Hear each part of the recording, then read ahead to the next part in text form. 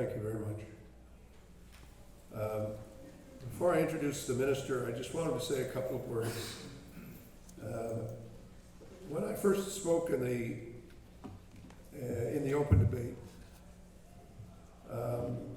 I said that the family members needed to have the time to mourn and to heal. And I have to say that I think that time has still not been granted to their victims and their families.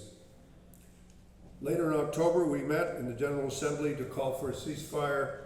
I introduced an amendment on behalf of Canada that specifically named Hamas, condemning what they did and for the release of the hostages. And we did not quite get the 2/3 majority, but we did get over 60% of the Assembly to support that motion. So when people say to me that there was no support in the United Nations for the families and for the victims, it's not exactly true. It's also important for us to know that many of us have still kept alive this cause, and we are still very much determined that people will learn and listen from what has happened. And the minister referred specifically to it in her comments this morning in the General Assembly. In addition to the leadership of the organizations that have made such a difference, Hostage Aid Worldwide, the Raoul Wallenberg Foundation, and others, I'd also like to mention the co-sponsors of today: Argentina, Germany, the UK, and the US, as well as Canada. And we have representatives here from Czechia, Greece, Norway, Republic of Korea, Romania, Serbia, Spain, and Sri Lanka. I'm also happy that Secretary General Guterres is going to be joining us, albeit briefly because of his extraordinary schedule, but he will be coming in at some point, and I'll be introducing him as soon as he comes. He told me that he very much wanted to be here today, and that in not being able to stay, he intended absolutely no disrespect. He's just facing a schedule at the end of what's called High Level Week, that he has other obligations. And I also have to say that when I introduce Minister Jolie, I'll be doing very shortly, Minister, I can say that she also has to leave after her remarks. Madame Jolie has visited with families in Israel. She's also visited with families in Canada, and in addition to the discussions today. And I can say that her leadership has been inspirational, and I'm very pleased to give Madame Jolie the floor to say a few words as we start this meeting today. Thank you very much, Minister, for joining us.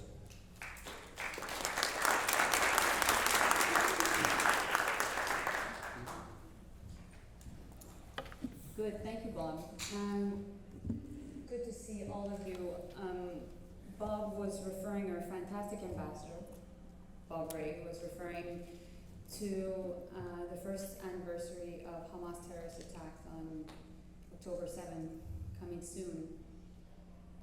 I remember that day, we all do, nearly a year ago, and within a week, my team and I were in Israel, meeting with the Canadians' families who had lost loved ones. 8 Canadians died that day. And I will remember forever the conversation I had with the family members. So we feel your pain. At the same time, I'm here also to speak today about an urgent and pressing issue, which is the global hostage crisis. And I, of course, would like to thank all those who've organized this event, from Hostage Aid Worldwide and the Raoul Wallenberg Center for Human Rights. And thank you for all that you do to pursue justice and assist hostages around the globe. I was with Erwin Cutler, a dear friend of ours, of Bob and I, in Montreal recently, and we know that Erwin has been a tireless advocate on this issue, and I know Brendan, who works with him, is here as well. And I would also like to recognize the many family members of hostages who are with us today. I've referred to those that lost, are waiting for loved ones or have lost loved ones that are here. And I know that there are some around the world. Your resilience, determination, and tireless advocacy are an inspiration for us all. Hostage taking around the world threatens to undermine the rules-based order, as we know, and this order is the foundation for international cooperation and prosperity, and it's been in place for now 80 years. Any citizen who works, travels, lives abroad is vulnerable to this threat, and we must never forget that at the heart of the situation are the victims and their loved ones. The pain and suffering you must endure is unthinkable, and yet you're extremely courageous to speak up. And as governments, we cannot forget that what we do is always about the hostages. We must honor their courage, and we must be unrelenting in our efforts to resolve their cases, protect their well-beings, and address this insidious practice so that no other have to endure what these hostages had to go through. And we know very well that addressing global challenges requires collective solutions.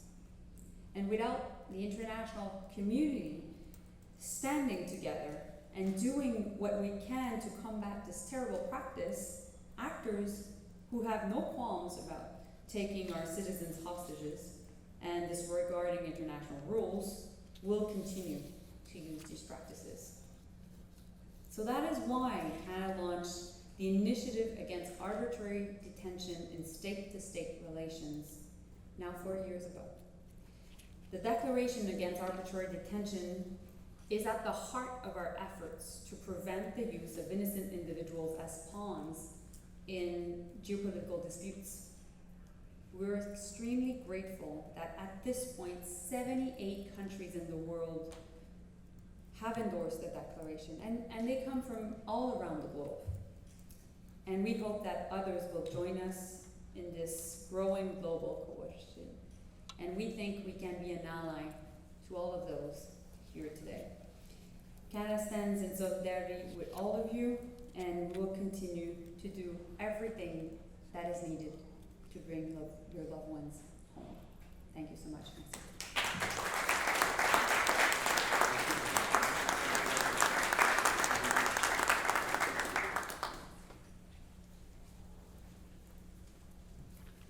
Well, thank you very much. The purpose of today's discussion really is to encourage a number of countries to come forward and talk about why this issue is important to their governments, but it's also a chance for us to hear directly from the organizers and the organizations that have made such a difference in bringing attention to this. And we're really very, very, very happy to see so many people here today.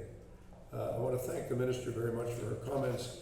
And now I want to introduce the next speaker, Nizar Zadka, who is really a remarkable individual who's been an advocate for the release of hostages and others who are arbitrarily detained worldwide. He does so from direct personal experience, as after attending an event in Tehran in September 2015 on the empowerment of women, he in fact was held for 4 years. Since his release, he has founded Hostage Aid Worldwide, and he seeks to use AI to identify high-risk areas for future hostage taking. Nizar, the floor is yours. Thank you so much for coming.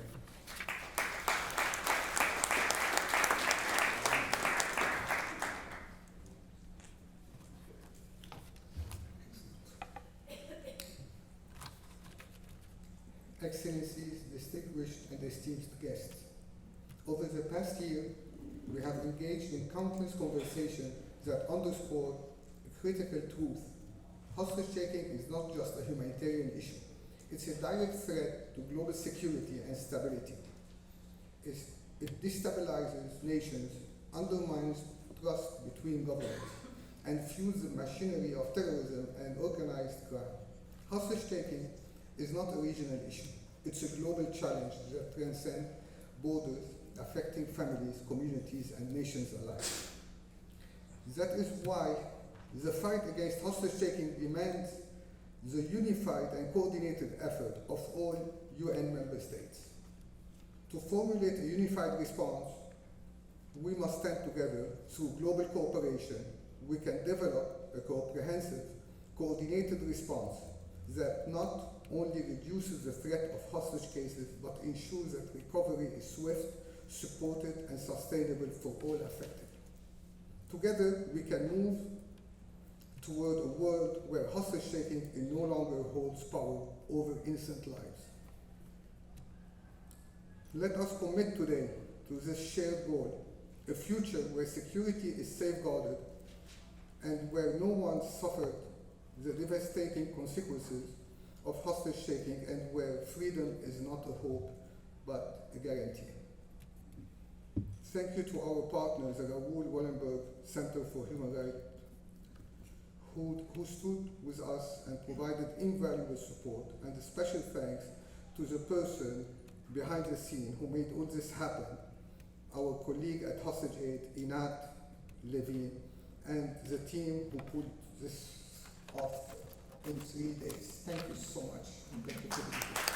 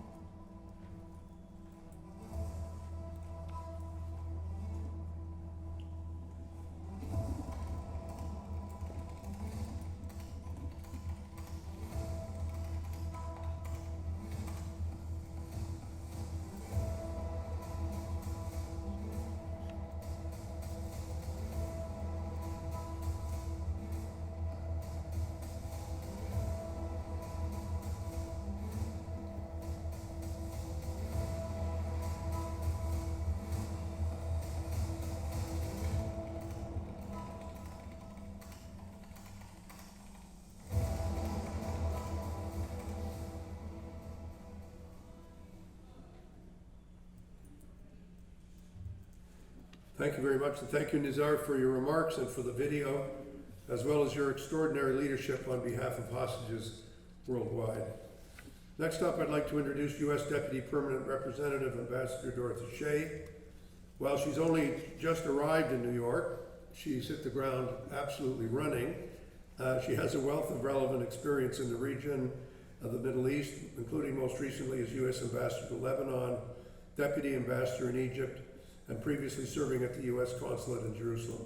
Dorothy, we're very much looking forward to hearing your remarks today. Thanks for joining us.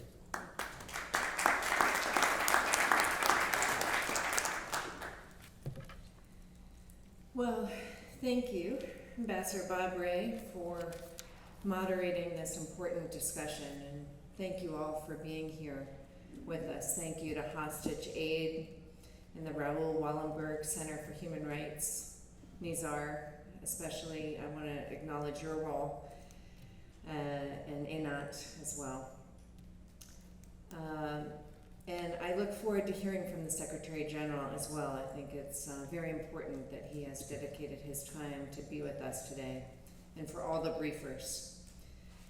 And I understand we'll be hearing from former Congressman Ted Deutsch, and also AJC CEO, as well as, obviously, the family and friends of those who have been or still are hostage, or those who have been lost in hostage situations or wrongfully detained.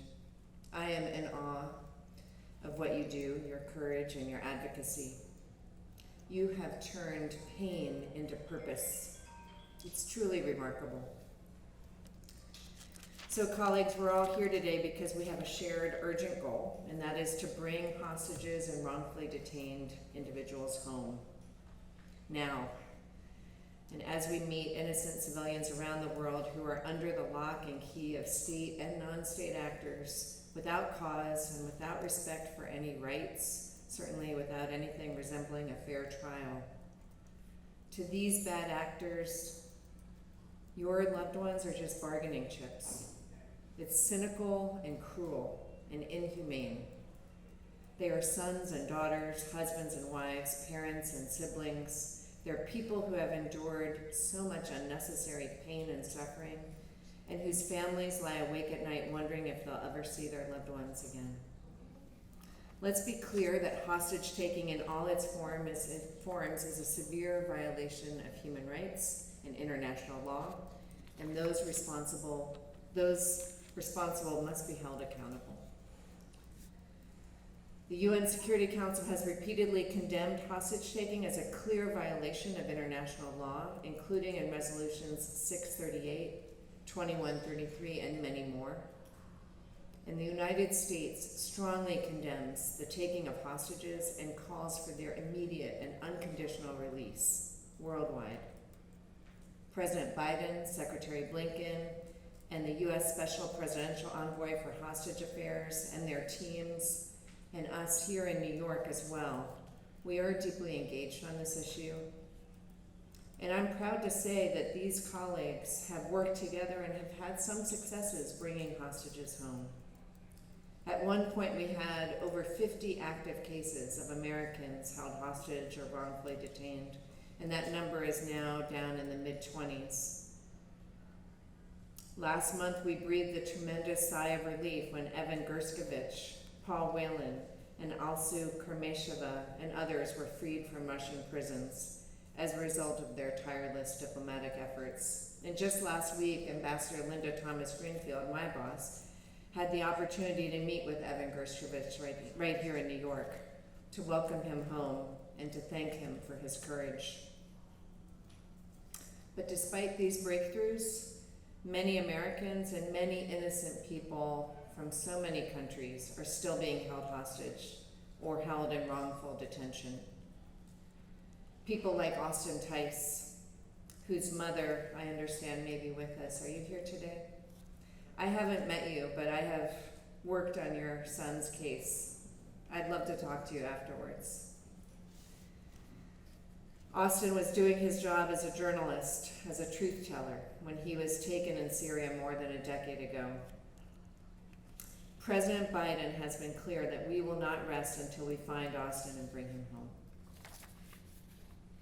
We will not cease our efforts to bring all wrongfully detained Americans home, including Ryan Corbett, George Klesman, and Mahmoud Habibi. They've been detained in Afghanistan. We continue to press the Taliban for their immediate and unconditional release. Tragically, I could go on, naming others. People who have been ripped for their loved ones for far too long. And that includes nearly 100 people being held hostage by Hamas terrorists, including people from the United States. 1 week from today will mark the solemn one-year anniversary of October 7th, when Hamas carried out the single deadliest attack on the Jewish people since the Holocaust and set a horrific conflict into motion. The United States has worked tirelessly to bring every hostage home, engaging in close coordination with 25 countries impacted by this crisis, and partnering with Qatar, Egypt, and Israel to broker an immediate ceasefire and the release of hostages when the Security Council endorsed Resolution 2735. Unfortunately, there are still American citizens held by Hamas, and we won't stop until they are returned, including the remains of Itai Chen, Judy Weinstein, and Gad Haggai. On the 100th day of captivity, President Biden said that no one should have to endure even one day of what the hostages have gone through, much less 100 days. And here we are at nearly 365.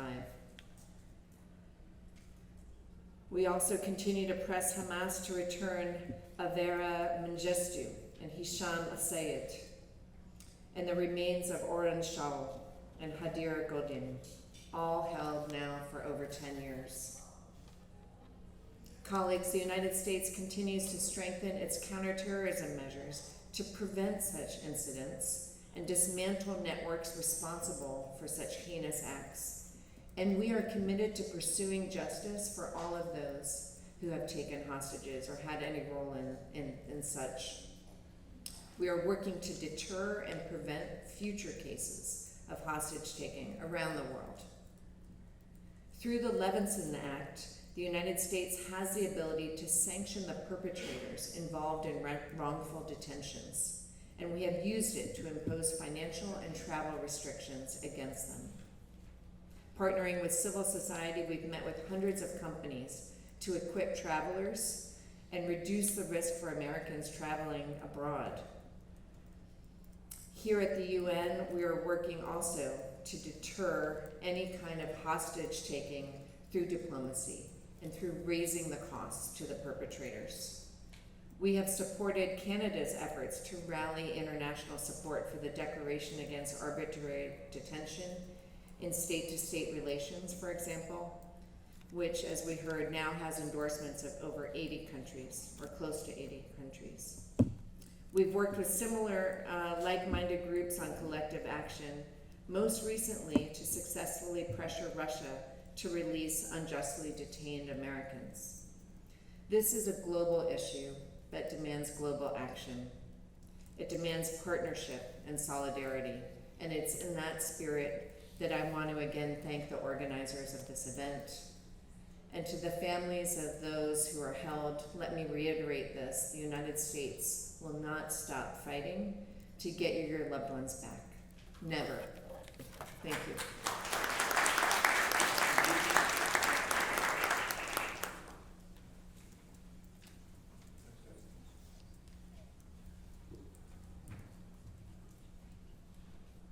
Thank you very much, Deb, and thank you in particular for naming people and for remembering them by name. I think it's so important that we do that as we go forward. I'm very glad now to introduce my friend and colleague, the UK Permanent Representative, named Barbara Woodward. She was previously, before coming here, ambassador to China from the United Kingdom, and I can say that she is one of my okay, not allowed to have favorites, but she's a terrific ambassador and a great friend. Barbara, you're up. Thank you.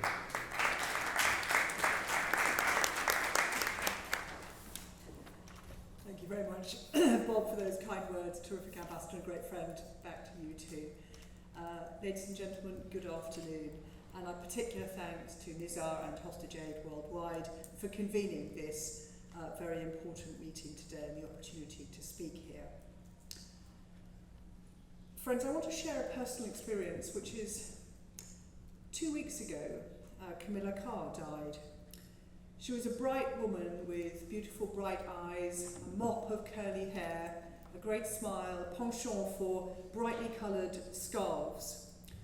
She and her partner went to Chechnya in southern Russia in 1997 to help the children who had been traumatised, a word we use very easily, but what it really means is that those children had their childhoods ripped away from them in war-torn Chechnya, living in rubble. She and her partner John had barely unpacked their car, barely unpacked the musical instruments, the toys, the big silk parachute she'd brought to help these children heal through play before they were seized by kidnappers one night in a night raid. They were held hostage for 14 and a half months. They were passed from kidnap gang to kidnap gang in search of a multi-million-pound ransom. They lived in appalling conditions. John was chained to a radiator while Camilla was taken out and raped in the next room. Being a hostage is a terrible experience if you live through it. It is a terrible experience for those who are on the outside, and I salute the people and the friends we have here today whose family members are held hostage in Gaza as we speak. How do I know all of this? Because as a junior diplomat in Moscow, I was part of the UK government team that was responsible for doing all we could to secure John and Camilla's release. We did that, and I will never forget the scenes at the airport when I brought John and Camilla home, when they were finally reunited with their families, their parents, Camilla's son, her sister, and all of their friends. Fast forward to today. Let's be clear, and I want to be absolutely clear again today, that we unequivocally condemn the hostage taking by Hamas. We unequivocally condemn the appalling events of the 7th of October, whose terrible anniversary we are approaching. It's been a privilege to meet the families and friends of those who've been taken hostage. I salute your courage. I thank you for speaking out for your loved ones.